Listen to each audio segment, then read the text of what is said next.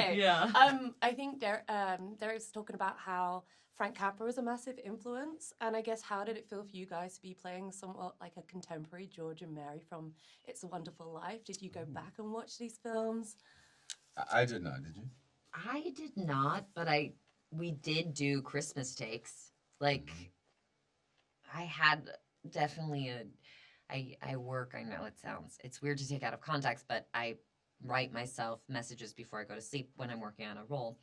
And one of my dreams had a Christmas tree in it, so I would do a Christmas take for every shot that we did for myself. Did you do a Christmas Day? Yeah, I was in the scenes with Yeah, her. it's like, yeah, we had to You're Christmas like, it all right, this is together. Christmas take, and we'd Yeah, all just yeah. be like, doop to doo, like, and, but it has not just doop to doo in it. It has like this like Christmas movies have a like an undertone of like it's emotion or sadness or like emotionality that is the holidays, like, and because holidays happen every year, and there's always somewhat of like beauty and somewhat of probably like conflict and tragedy in them, and like one of the most famous movies ever is like it's the saddest Christmas movie ever. Yeah. Like, I feel like with Christmas films especially, there's a lot of dads trying to turn up for their kids. I think of like Jingle All the Way, Arnold Schwarzenegger and Sinbad fighting over that toy.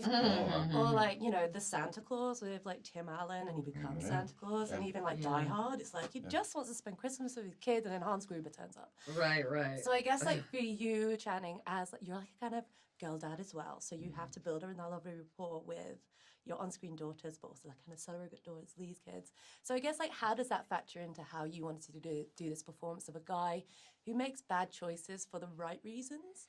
Like, I'm very privileged to be able to like support my daughter and get her the things that she wants and whatnot. But I'm without question, if I couldn't provide for my daughter, there's literally nothing I wouldn't do. I have a very questionable gray morality. I almost Did you get that?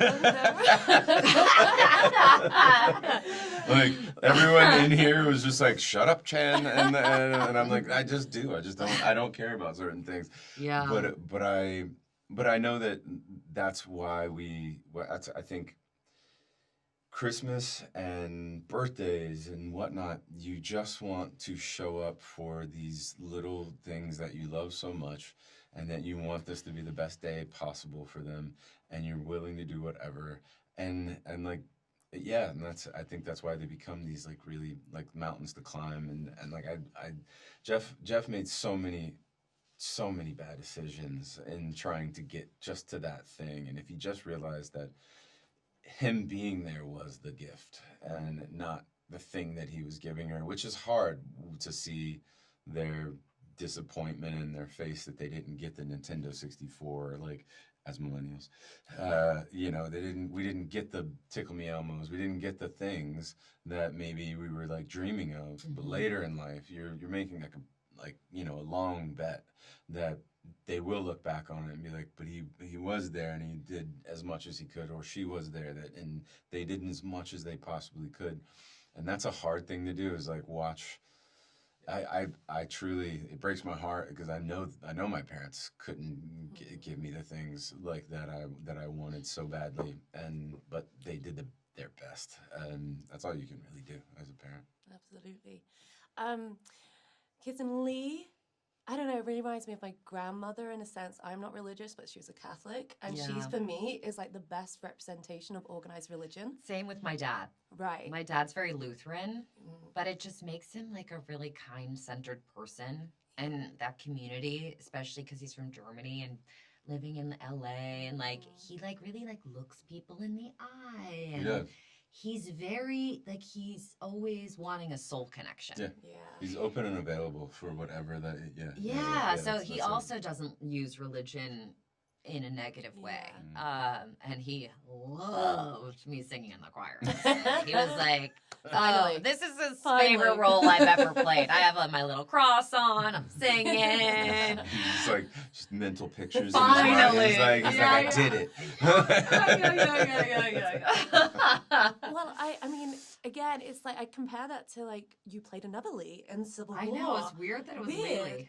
And I guess, is it, they're so different, and I guess there's such, I don't know, it feels like with Lee and Roofman, it's, you know, you're not having to be as dark or despairing, but like Lee in Civil War is like, she's going through some shit. Yeah, that. So how do you approach, like, is it still as challenging to do a performance of Lee Roofman as it is with like Lee Civil War? Yes. Yeah. Of course. Yeah. I think the hardest, I don't know. It's not hard or not. I don't know. It's just like I care about everything that I do.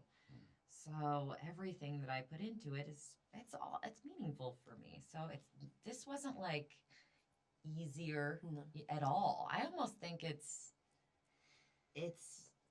took more of my emotions and energy, this movie, because in different ways. Yeah, I don't think like, you know, you take a movie and I think it's, and I don't know if other actors like feel this way. I kind of have to be scared to take a movie. I'm like, and I'll be like, I don't know if I can do this. I have a connection to it that I feel like I can like offer something that maybe like someone else can't. But I'm terrified if I can land it, and I think I think that's a lot of actors. My final thing is I really believe like all art is political, and I think what I love about this film, especially a kind of a run of films we've seen recently, like On Falling, even like Good Fortune, like Aziz Ansari's film, it's about, I guess, living is expensive, especially nowadays. So I guess what is your kind of ultimate hope that audiences take away from watching the film? I mean, for me, my reactions, my brother's reaction, my best friend's reaction, I love, they felt good. And I think very few movies make you feel good inside. And I think it makes you want to connect with the people around you in a deep way. You know, there's no like cell phones in the movie. And it just, I feel like this movie inspires some like, deep connections. Yeah, and the only thing I'll add on to that is that it is a feel-good movie, but it's a human feel-good movie, which doesn't just delete the bad feelings. You know, it doesn't just be like, oh, nothing bad happened. Yeah. Because that somehow will give you a hollow reality of what we're all going through every day. Like, you're just like, it was a very funny movie, it made me feel good by the end, but it didn't actually like get deep inside. And I think when you see a movie like Roofman that has real human like complexity and relationships that are really hard and layered and deep, still make you feel good. It doesn't, you know, have this like tie a red bow on it and be like, oh, they lived happily ever after. No, it like actually somehow that's almost like a better ending in a way, because it's real. It's reality. Yeah, and the love is still there, and the feel good is still there, and you still get it. And I don't know. That's what I love about it. Yeah, it's like chicken soup when you're sick. Like, Oof. I Come can on, get with the my- chicken soup when you're sick. Damn, just like off the turnbuckle. Whoa! Like I was like, wow, that just hit. That's what I'm gonna call this movie for now. That's This a is chicken soup when you're sick. Bro. Thank you so much. Took this long. This is the last day, and you just hit us with that.